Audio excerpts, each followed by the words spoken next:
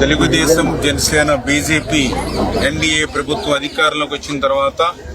ఈ 5-6 మాసాలలోనే ఎంత అభివృద్ధి సంక్షేమం పరిగెడుతూ పనిచేస్తుందో దానికి ఉదాహరణే ఈరోజు 3 గ్రామాల్లో జరుగుతున్నటువంటి శంకుస్థాపనలే ఒక ఉదాహరణ. ఏదైతే వెలివిలి, చింతపర్రు, వడ్లవానిపాలెం ఈ 3 గ్రామాలలో కలిపి మరి ఈరోజు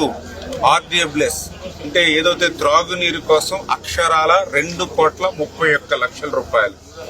ఈ యొక్క రోడ్స్ డ్రైనేజ్ నిమిత్తం మరొక 1 కోటి రూపాయలు, అంటే దగ్గర 3,30,00,000 రూపాయలు దగ్గర ఈ 3 గ్రామాలకి కూడా ఈ రోజు మనం పనిచేస్తున్నటువంటి పరిస్థితి. ఇదేదో ఒక మండలానికి కాదు, ఒక నియోజకవర్గానికి కాదు, 3 గ్రామాలకు సంబంధించి ఈవేళ 3 కోట్ల రూపాయలు పైబడి ఈవేళ నిధులిస్తూ ఉన్నామని అంటే ఈవేళ ఇంత కష్టకాలంలో కూడా ప్రజల యొక్క సంక్షేమం, అభివృద్ధి పట్ల ప్రభుత్వం నిబద్ధత. అందులో కూడా పర్టికులర్ గా ఈరోజు మరి 2,31,00,000 రూపాయలు మరి ఈవేళ త్రాగునీరు కోసం 3 గ్రామాలు కేటాయించామనంటే దానికి గల కారణం గత ఎన్నికల ముందు 5 సంవత్సరాల గత పాలనలో ప్రజలందరూ కూడా త్రాగునీరు మరి ఇబ్బందులు వచ్చేటువంటి నీళ్లన్నీ కూడా కల్లాపేసుకోవడానికి, మొక్కలకి నీళ్లు వేసుకోవడానికి తప్ప త్రాగడానికి పని చేయట్లేదని ఏదైతే మహిళలందరూ కూడా మాకు గ్రామాన మొరపెట్టారో ఈవేళ అధికారంలోకి వచ్చాక వాళ్ళకి ఏదైతే మాట ఇచ్చామో ఆ మాట నిలుపుకునేటువంటి విధంగా మరి ఈరోజు ఏదైతే వెలివిలి గ్రామానికి 55 లక్షల రూపాయలు, అదేవిధంగా మన చింతపర్రు గ్రామానికి సంబంధించి 1,28,00,000 రూపాయలు, వడ్లవానిపాలెం గ్రామానికి సంబంధించి మరి 48 లక్షల రూపాయలు అక్షరాల మరి ఈ యొక్క ఓహెచ్ఆర్లు నిర్మాణం చేసుకోవడానికి, శివారు ప్రాంతాలకి పైప్ లైన్లు వేసుకోవడానికి, ఫిల్టర్ బెడ్లు కూడా మైక్రో ఫిల్టర్ బెడ్లు మరి వాళ్ళకి తయారు చేసుకోవడానికి ఈరోజు ఒక సురక్షితమైనటువంటి త్రాగునీరు ఇచ్చేటువంటి విధంగా ఈ నిధులు మంజూరు చేయడం జరిగింది. ఎందుకంటే వాళ్ళు ఆరోగ్యంగా ఉండాలి అంటే ఖచ్చితంగా సురక్షితమైన త్రాగునీరు ఇవ్వాలనే ఈ ప్రయారిటీ అని చెప్పి ఈ సందర్భంగా తెలియజేసుకుంటూ మరి ఈ రకంగా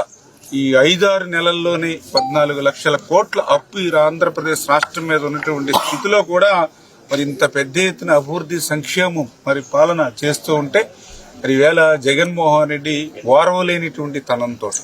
ఏదైతే ఈ ఆంధ్రప్రదేశ్ రాష్ట్రంలో ఒక పక్క రాజధాని నిర్మాణం ప్రారంభమైంది, ఇంకొక పక్క పోలవరం ప్రాజెక్టు కూడా రేపు 2027 డిసెంబర్కి పూర్తి చేయాలనే లక్ష్యంతో పనిచేస్తూ ఉన్నాం. ఈ రాష్ట్రం నుంచి ఏవైతే పరిశ్రమలు, పారిశ్రామికలు గత 5 సంవత్సరాల పాలన నుండి ఈ రాష్ట్రం నుంచి ఇతర రాష్ట్రాలకు ఏవైతే పారిపోయారో మళ్లీ ఆ కంపెనీలన్నింటినీ కూడా మళ్లీ వెనక్కి తీసుకొచ్చి మళ్లీ ఇక్కడ పరిశ్రమలు, పారిశ్రామికల ద్వారా విద్య, ఉద్యోగ, ఉపాధి అవకాశాలు ఏవైతే యువతకు కల్పించాలనే ఆలోచనతో ఏదైతే ముందుకు సాగుతూ ఉన్నామో,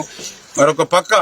మరి జగన్మోహన్ రెడ్డి రద్దు చేసినటువంటి అన్నా క్యాంటీన్లు 200 మళ్లీ ఈ రాష్ట్రంలో ఏదైతే ప్రారంభించామో, యువతకి ఉద్యోగ అవకాశాల కోసం డిఎస్సి నోటిఫికేషన్ ఏదైతే ఇచ్చామో, ఇట్లా పెద్ద ఎత్తున మహిళలకు 3 గ్యాస్ సిలిండర్లు ఉచితంగా ఫ్రీగా ఏదైతే అందజేస్తా ఉన్నామో ఇవన్నీ కూడా చూసి వారలేనిటువంటి తనంతో మరి మొన్న 2024 కాదు ఈ అభివృద్ధి సంక్షేమం ఇట్లానే సాగితే మళ్లీ 25-30 సంవత్సరాల వరకు కూడా ఆంధ్రప్రదేశ్ రాష్ట్రంలో కూటమి ప్రభుత్వమే అధికారంలో ఉంటుందని ప్రజలు భావించడం కాదు, జగన్మోహన్ రెడ్డి కూడా భావించి మరి అనేక రకాలుగా మళ్ళీ అబద్దాలతోటి, అసత్యాలతోటి అంటే ఆ రోజు 2019లో ఒక్క ఛాన్స్ అని అధికారంలోకి వచ్చి ఏ రకంగా అయితే 5 సంవత్సరాల పాలనతో 20 సంవత్సరాలకి వెనక్కి ఆంధ్రప్రదేశ్ ని ఏ రకంగా అయితే నెట్టేశాడో మళ్లీ అటువంటి అబద్దాల, అసత్యాలతోటి తన పత్రిక ద్వారా తన అసత్య అబద్ధపు మరి అవినీతి ఛానల్ ద్వారా ఈరోజు ప్రజలకు ముందుకు వచ్చేటువంటి ప్రయత్నం ఏదైతే జగన్మోహన్ రెడ్డి చేస్తున్నాడో దాన్ని కూడా మీరందరూ కూడా గమనించాలి. ఎందుకంటే ఈ రోజు పరిశ్రమలు పెట్టమని, పెట్టుబడులు పెట్టమని ఈవేళ పారిశ్రామికవేత్తల్ని మరి సాక్షాత్తు చంద్రబాబు నాయుడు గారు, పవన్ కళ్యాణ్ గారు, లోకేష్ బాబు గారు అడుగుతూ ఉంటే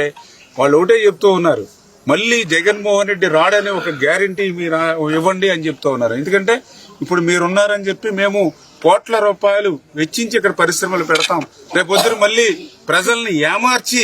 మళ్ళీ ఒక్క ఛాన్స్ మోసం చేసి మళ్ళీ అతను అధికారంలోకి వస్తే మళ్ళీ మేము బుట్టా సర్దుకుని బయటికి పోవాల్సి ఉంది. మరి రాష్ట్రంలో ప్రభుత్వాలు మారినా, పార్టీలు మారినా, పాలసీలు మారడం ఎప్పుడూ చూడలేదు. మరి జగన్మోహన్ రెడ్డి పాలనలోనే ఆ రకంగా విధ్వంసం మేము చూసినటువంటి పరిస్థితి ఉంది, ఇంకా దాన్ని మేము మర్చిపోలేదు అని వేళ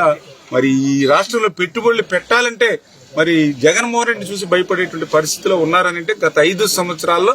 ఎంత విధ్వంసకరమైనటువంటి పాలన జరిగిందో మనందరికీ అర్థమవుతున్నటువంటి పరిస్థితి. అందుకే ప్రజలందరూ కూడా మరొక 20-30 సంవత్సరాల పాటు ఈ అభివృద్ధికి సంక్షేమానికే మీరు ఓటేసి ఇక్కడ ఈ ప్రభుత్వాన్ని శాశ్వతంగా మనం ఉంచితే